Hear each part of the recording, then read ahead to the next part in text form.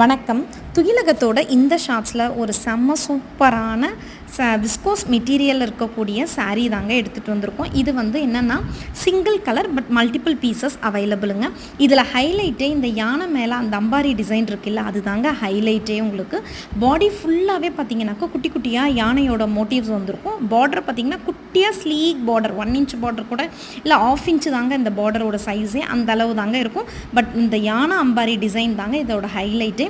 Blouse பார்த்திங்கன்னா குட்டி குட்டியாக பூட்டாஸ் வந்திருக்கும், அதுதான் ப்ளவுஸு. இதில் பாருங்கள், அந்த அம்பாரி டிசைன் வந்து க்ளோஸ்அப்பில் காமிச்சிருக்கேன்.